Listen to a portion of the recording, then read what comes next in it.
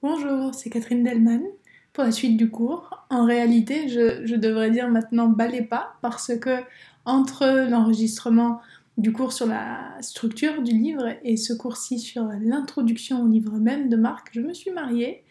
Et donc je suis maintenant Catherine Delman balai pas. Donc c'est une petite parenthèse bien joyeuse et du coup j'ai beaucoup de joie dans mon cœur que je donne ce cours, bien sûr pour mon mariage, mais aussi pour le livre qui est merveilleux, merveilleux, merveilleux. Et on va se lancer dans l'étude même de l'évangile. On va commencer avec ce cours d'introduction.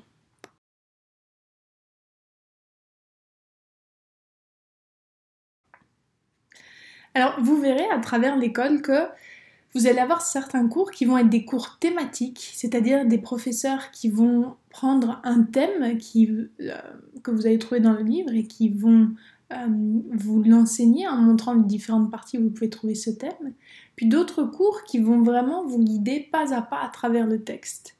Et je vais essayer pour l'évangile de Marc de vous donner un aperçu des deux. C'est-à-dire que ce cours d'introduction à l'évangile de Marc, il va mettre en lumière certains des thèmes principaux que vous trouverez. Et on va regarder comment on les voit à travers le livre et ce qu'on peut en retirer. Et le fait de vous donner un cours comme ça d'introduction sur les thèmes, ça vous aidera à avoir ces thèmes en tête quand vous étudiez le livre et à les repérer peut-être plus facilement. Mais ensuite, plus tard, dans le prochain cours, je vais aussi vous guider pas à travers le livre en mettant en lumière certains passages que je pense être importants pour vous aider dans votre étude. Mais on va commencer du coup par aborder certains des thèmes principaux. Et on peut déjà reprendre en plus en détail ce qu'on a vu quand on a étudié la structure du livre. On a vu que la question de ce qui était caché, donc les choses secrètes, versus les choses révélées, c'est un thème clé dans le livre de Marc. Et il est tellement clé qu'on le voit même reflété dans la structure. Ce thème, on va le trouver décliné de différentes manières. Donc c'est un thème général, secret révélé, mais alors comment est-ce qu'on peut le repérer? Si vous vous dites, ok, je veux suivre ce thème du secret, du révélé, à quoi est-ce que vous pouvez faire attention? Tout premièrement, par exemple, comme on a déjà dit, l'ordre de Jésus de ne pas parler de ce qu'il fait. C'est un ordre qui revient souvent dans la première partie, comme on l'a vu, et donc ça va même venir structurer le livre. Vous pouvez aussi regarder à chaque fois que vous voyez des contrastes, notamment entre ceux qui reconnaissent Jésus comme étant le Messie et ceux qui au contraire ne le reconnaissent pas parce que soit ils ne comprennent pas, soit ils refusent de comprendre qui est Jésus. Et si je mets ce contraste dans la catégorie du caché versus révélé, c'est parce que c'est ce qu'ils comprennent ou ne comprennent pas, c'est l'identité de Jésus, justement. La troisième chose, c'est l'utilisation des paraboles, parce qu'on va le voir tout à l'heure, les paraboles ont un sens caché. Ou encore, vous allez voir une idée répétée à travers le livre, c'est celle d'avoir des yeux et des oreilles, mais de ne pas voir et de ne pas entendre. Et on va le voir en plus de détails aussi dans une diapositive suivante. Donc, c'est plein d'aspects différents du thème qu'on peut tracer à travers le livre et en faisant attention à ces points, on va découvrir un message très fort.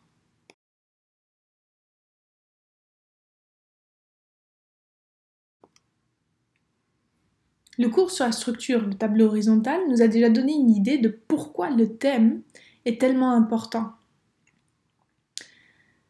Le thème de ce qui est caché, de ce qui est révélé, et notamment l'identité de Jésus cachée puis révélée. Et comme on l'a vu, le contexte va beaucoup jouer, parce qu'à l'époque de Jésus, les Juifs attendaient un leader politique, un leader qui allait être en mesure de les libérer de l'oppression qu'ils vivaient. Et au début de son ministère, Jésus semble absolument correspondre à ce profil.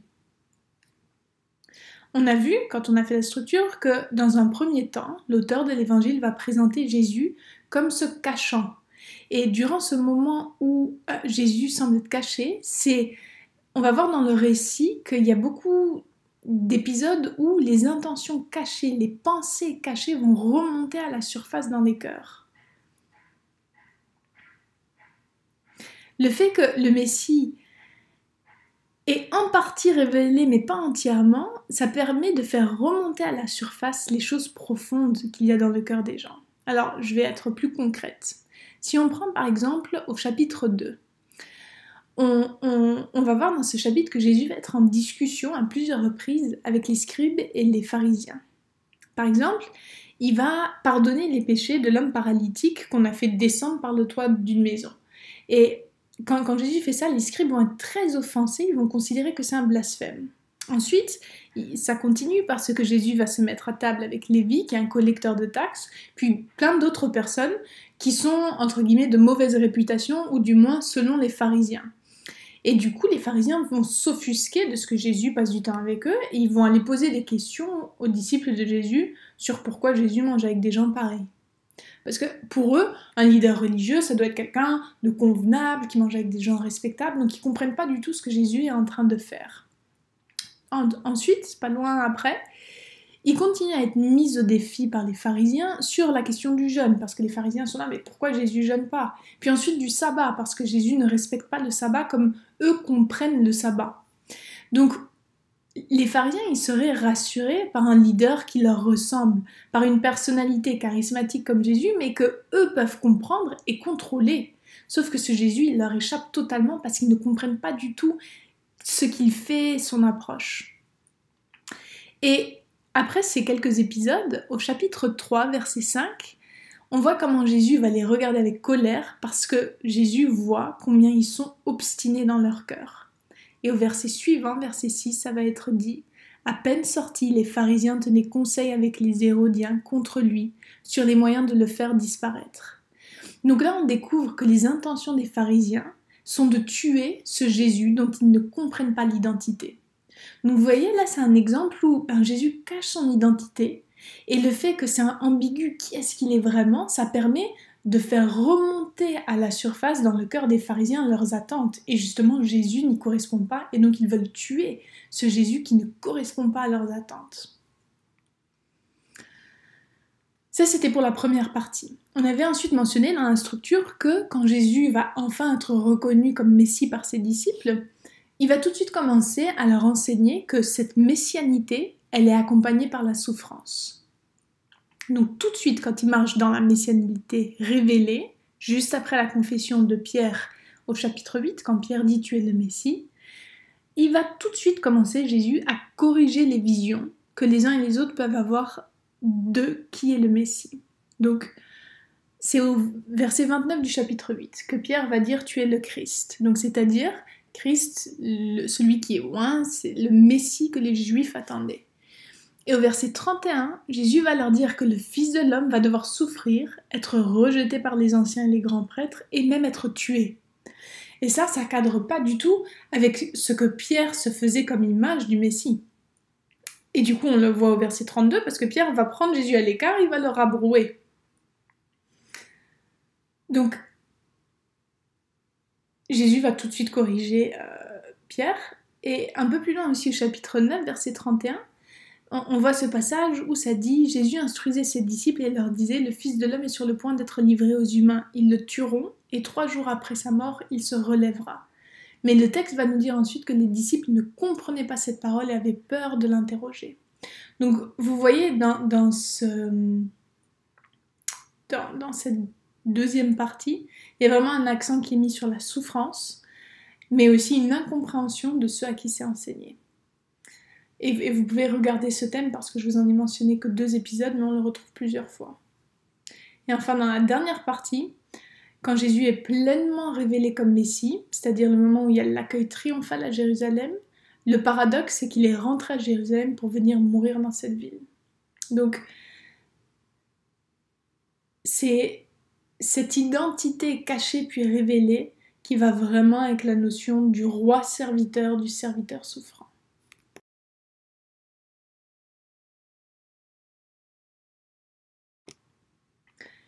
Alors comment est-ce que c'est pertinent, cette identité de Jésus comme roi-serviteur pour les lecteurs originaux? Parce que rappelez-vous, avec les évangiles, on a 2 niveaux de lecture quand on fait de l'interprétation. Quand on se demande qu'est-ce que ça voulait dire pour notre lecteur original. Avec les évangiles, on doit se poser deux questions. D'abord, qu'est-ce que ça veut dire pour l'auditoire original de Jésus? Donc, ses disciples, les foules qui l'entourent, les pharisiens. Mais ensuite, on va aussi devoir se demander, mais qu'est-ce que ça veut dire pour les lecteurs de Marc? Parce que les lecteurs de Marc, ils lisent le récit des événements de la vie de Jésus des années après que ces événements aient pris place. Et les lecteurs de Marc, comme vous l'avez vu dans le contexte historique, ils sont dans un contexte d'oppression, de persécution. Donc pour eux, ce thème, c'est une invitation aussi à sonder leur propre cœur. Parce que peut-être qu'ils ont aussi l'impression d'avoir affaire à un Dieu qui se cache, silencieux, qu'ils ne trouvent pas facilement dans leurs circonstances. Et on peut voir que c'est peut-être une invitation pour eux à se demander, à leur tour, c'est quoi leurs attentes par rapport à ce Messie? Est-ce qu'ils cherchent ce Messie? Est-ce qu'ils s'attendent à ce Messie pour éviter la souffrance? Est-ce qu'ils cherchent un sauveur qui va leur éviter la souffrance? Ou est-ce qu'ils acceptent un Messie tel qu'il a choisi de se révéler, à savoir un serviteur souffrant qui va appeler ses disciples à sa suite à souffrir aussi?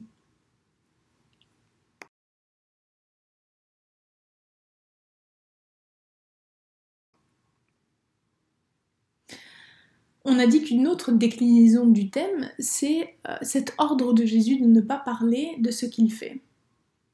Et on a déjà vu le thème répété en détail quand on a étudié la structure. On a vu comment cet ordre n'apparaît presque uniquement que dans la première partie du livre, jusqu'à ce que Pierre le reconnaisse comme Messie, justement. Et je voulais juste rajouter quelque chose à ce sujet. C'est que dans cette partie, dans la première partie, une seule personne est autorisée, elle est même commandée à parler de ce que Jésus a fait, de qui Jésus est. C'est au chapitre 5, verset 19. Et c'est cet ancien homme qui était possédé, qui a été délivré, qui va être envoyé vers les siens pour parler de ce que Jésus avait fait. Mais si vous voulez vous demander pourquoi Jésus a autorisé à cet homme de parler, pourquoi il lui a ordonné même de parler, il faut faire attention aux données géographiques. Rappelez-vous que vous devez tracer ou colorier les où est-ce que ça se passe. Et c'est une contrée païenne, la Décapole. L'homme est renvoyé vers là d'où il vient, la Décapole, qui n'était pas une contrée juive. Donc ce n'était pas un juif, il venait d'un endroit non juif. Et du coup, ça fait du sens parce que probablement que là-bas, il y avait très peu d'attentes ou d'idées préconçues sur qui le Messie était. Donc Jésus, dans ce cas-ci, ne va pas prendre les mêmes précautions. On l'a dit, le point pivotal, c'est dans la confession de Pierre, au chapitre 8. Et c'est un rappel, je viens de le mentionner dans la diapositive précédente, vous l'avez vu dans le cours sur les tables horizontales, mais c'est bon de répéter les choses pour que ça commence à se déposer en vous et que vous en rappeliez. La structure autour de cet ordre, c'est donc d'abord le silence qui est ordonné au sujet de l'identité de Jésus, c'est-à-dire un Messie caché, jusqu'à ce qu'il soit reconnu comme Messie par ses disciples, qui ont mis du temps à comprendre, et qu'il ait pu leur enseigner que cette messianité inclut la souffrance. Et ensuite, il ne se cache plus comme Messie, il n'y a plus cet ordre, parce qu'il a pris la route qui va le mener au calvaire. Et il se dirige vers Jérusalem à partir du moment où Pierre le confesse comme Christ.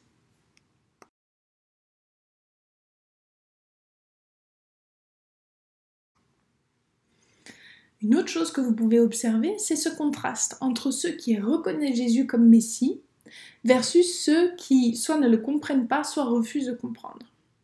Alors c'est intéressant de remarquer dans le récit qui va reconnaître Jésus comme le Messie et inversement. Faites attention au personnage. Qui va reconnaître Jésus? Le tout premier à le reconnaître, c'est un démon dans la synagogue. Et c'est très ironique comme paradoxe, parce que c'est dans le lieu où le savoir religieux aurait dû amener les gens à reconnaître Jésus, c'est précisément dans le lieu là que les chefs religieux vont continuellement le rejeter, alors que les démons vont confesser son nom. Donc c'est vraiment très, très, très paradoxal et très ironique. Dans le lieu où il y a le savoir religieux, les responsables de ce savoir religieux vont rejeter Jésus, alors que les démons, qui déjà, notez-le bien, ce démon est dans la synagogue. On se dit, comment ils n'ont pas pu voir la présence d'un démon parmi eux? Mais en tout cas, c'est une autre question. Mais donc c'est ce démon qui va en tout premier le reconnaître. Et regardez donc ça c'est au chapitre 1, 24, mais regardez aussi 1, 34, 3, 12, 5, 6. Je les ai mis sur la diapositive. C'est des instances où on va voir ça. Et du coup, cette ironie-là, elle va être poussée à son comble quand les pharisiens, eux, au contraire des démons, vont attribuer à Jésus une appartenance au monde des ténèbres. Ça, c'est au chapitre 3, verset 22. Donc là, vous voyez le contraste. Les démons reconnaissent Jésus comme étant le Messie, alors que les chefs religieux qui auraient dû reconnaître le récit vont attribuer à Jésus une origine démoniaque. Un autre paradoxe qui va être mis en lumière, c'est celui des disciples. Parce que justement, régulièrement, ceux qui sont autour de lui, qui auraient dû voir, comprendre, ils vont être décrits comme n'ayant rien compris. Et je vous ai mis les références sur la diapositive de moments où vous voyez ça. Jésus, au chapitre 3, verset 5, va même les qualifier d'obtus. Et c'est quelque chose à remarquer parce que ce terme-là, toutes les autres fois, il va l'utiliser pour décrire les pharisiens. Donc là, vous voyez encore une fois ce contraste. Les disciples, ceux qui sont autour de Jésus, sont décrits avec les mêmes qualificatifs que les chefs religieux qui auraient dû reconnaître Jésus, mais qui eux aussi l'ont rejeté. Et même après que Jésus ait été révélé et reconnu comme Christ, Marc va continuer à mettre en lumière combien ses disciples vont résister à la nature du serviteur souffrant qui est celle du Messie.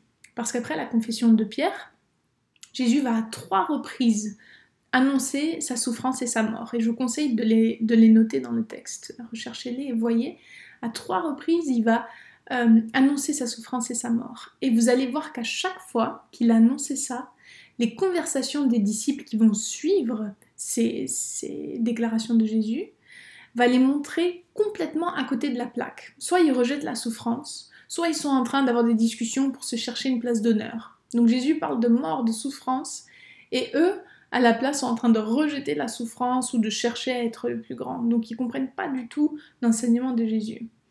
Et du coup, à chaque fois, Jésus va leur répondre avec un enseignement sur les principes de son royaume. Et ces principes, ils sont contre-culturels. Et on va parler d'un royaume à l'envers. Comme vous voyez sur l'image, où tout est retourné. Les grands sont les petits et les petits sont les grands. Il faut perdre sa vie pour la sauver.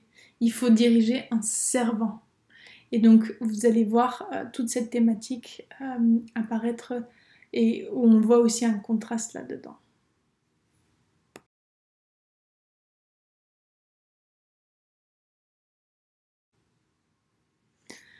Alors, on a aussi dit qu'on pouvait observer l'utilisation des paraboles dont le sens est caché. Au chapitre 4, Marc va s'arrêter assez longuement sur l'utilisation des paraboles par Jésus. Et au final, c'est intéressant parce que Marc ne va pas rapporter beaucoup des paraboles de Jésus si on le compare aux autres évangiles. Mais ce qui va être intéressant à noter, c'est justement ici quel but il va attribuer aux paraboles, comment il va décrire le but qu'il y avait à ce que Jésus parle en parabole. Et on voit ça au chapitre 4, versets 11 et 12. Il leur dit, donc Marc rapporte ce que Jésus dit. Jésus leur dit, c'est à vous qu'il a été donné de connaître le mystère du royaume de Dieu. Mais pour ceux qui sont à l'extérieur, tout est présenté en parabole, afin qu'en regardant, ils regardent et ne voient pas, et qu'en entendant, ils entendent et ne comprennent pas, de peur qu'ils ne se convertissent et que leurs péchés ne soient pardonnés. Alors déjà, il faut savoir qu'ici, Jésus cite un passage du prophète Ésaïe de l'Ancien Testament. Ça vient de Ésaïe au chapitre 8, verset 16. Et de manière plus générale, ce thème de ne pas voir, de ne pas entendre, va revenir régulièrement dans Marc. Et en fait, Marc s'inspire d'Ésaïe, parce que justement, Ésaïe va souvent avoir ce thème dans ses prophéties. Mais ça, on le verra dans la diapositive suivante. Mais alors ici, pour comprendre ce passage que je vous ai lu, est-ce que Jésus ne veut pas que les paraboles soient comprises? Et je pense que ce ne soit pas le sens de ce passage. Je pense que le sens, c'est plutôt que le sens caché des paraboles, le fait que les paraboles ont un sens qui est caché, ça va servir à révéler les intentions, les attentes, les pensées secrètes de chacun et à endurcir le cœur de ceux qui ne veulent pas entendre alors que le cœur de ceux qui veulent entendre vont pouvoir saisir le sens caché. Et je pense que si vous continuez à lire dans le chapitre 4, vous allez voir que il y a différents éléments qui semblent confirmer cette interprétation. Par exemple, au verset 22 et 23, ça va être dit qu'il n'y a rien de caché qui ne doive être mis en lumière, rien de secret qui ne doive être mis au jour. Si quelqu'un a des oreilles pour entendre, qu'il entende. Je vous laisse méditer là-dessus. Qu'est-ce qu'il cherche à dire? Il n'y a rien de caché qui ne doive être mis en lumière, rien de secret qui ne doive être mis au jour. Et puis, versets 24 et 25. Il leur dit encore, prêtez bien attention à ce que vous entendez. On utilisera pour vous la même mesure que celle dont vous vous serez servi, et on y ajoutera pour vous qui écoutez. En effet, on donnera à celui qui a, mais à celui qui n'a pas, on enlèvera même ce qu'il a. C'est ce sens où, si vous voulez comprendre, vous comprendrez de plus en plus. À celui qui a la disposition de cœur pour entendre, pour écouter, pour voir qui Jésus est, on donnera en abondance. En revanche, si vous refusez la compréhension parce qu'elle ne vous plaît pas, vous ne comprendrez pas. Et au verset 33, c'est aussi dit, c'est par beaucoup de paraboles de ce genre qu'il leur annonçait la parole dans la mesure où ils étaient capables de l'entendre. Donc vous voyez, il y a une corrélation entre le sens caché des paraboles et la disposition à comprendre, entendre. Mais en fait, c'est pas une question d'intelligence, c'est une question de cœur, c'est une question d'accepter le Messie pour qui il est.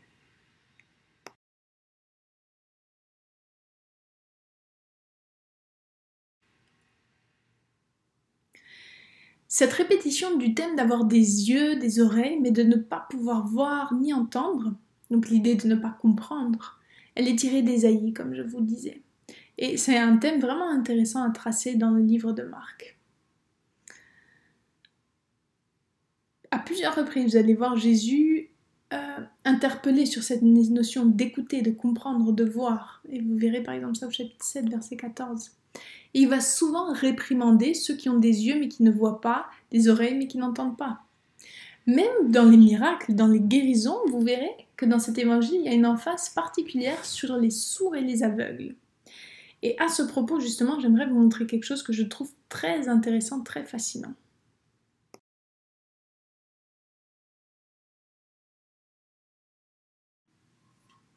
Dans cette séquence, vous allez voir, j'ai mis en image quelque chose de très intéressant. Première multiplication des pains et des poissons, donc c'est le chapitre 6, qui est suivi tout de suite après, au verset 45, par un passage où les disciples sont décrits comme n'ayant pas compris. Verset 52, ils n'avaient rien compris à l'affaire des pains, ils étaient encore obtus, ce terme dont on a parlé. Chapitre d'après, au verset 7, on a le récit chapitre 7, verset 31, on a le récit d'une guérison, et c'est la guérison d'un sourd muet. Jésus va le prendre à l'écart de la foule. Il va mettre ses doigts dans ses oreilles, les oreilles du sourd, puis il va cracher, il va toucher la langue du muet avec sa salive. Il va mettre les doigts dans l'oreille, comme j'ai dit, et quand il va être guéri, la foule va être en proie à l'ébahissement le plus total. Ce récit est tout de suite suivi de la deuxième multiplication.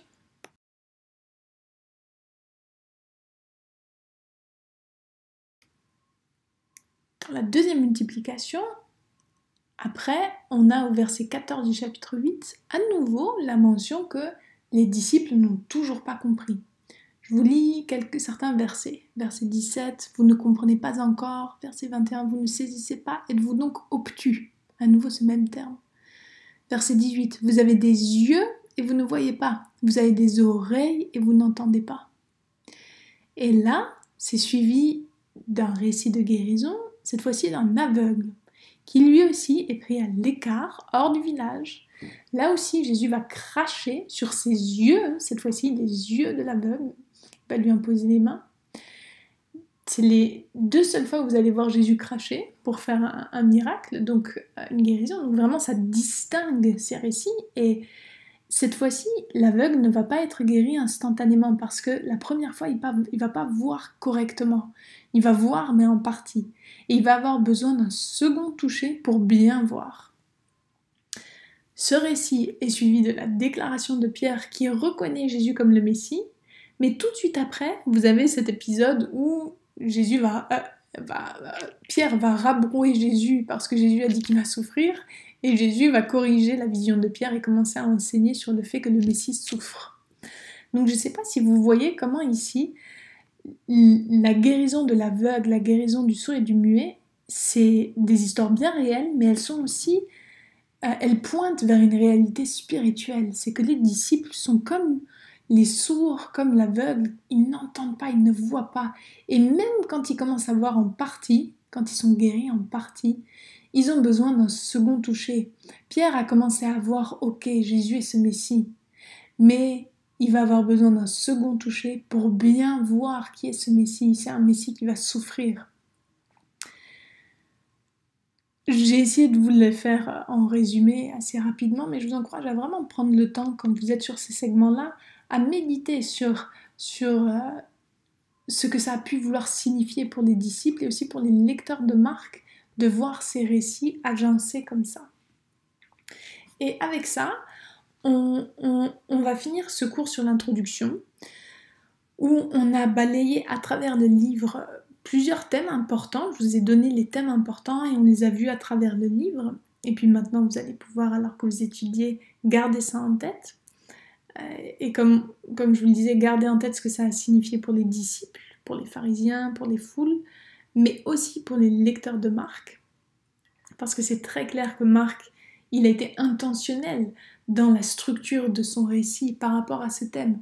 Donc, on l'a vu avec le point pivotal de Pierre, on le voit ici avec le récit de la multiplication, suivi par l'incompréhension, suivi par une guérison. Vous voyez, c'est vraiment fait de manière très créative, mais aussi intentionnelle. Donc si Marc a été intentionnel dans sa manière d'organiser le récit comme ça, c'est qu'il veut faire passer un message. Et donc posez-vous la question de ce que Marc a voulu montrer et de ce que ça peut signifier pour ses lecteurs. Et maintenant, dans le prochain cours, on va parcourir les livres chapitre par chapitre. Et puis je mettrai en lumière des passages que je crois être importants pour la compréhension du livre et puis surtout pour vos devoirs.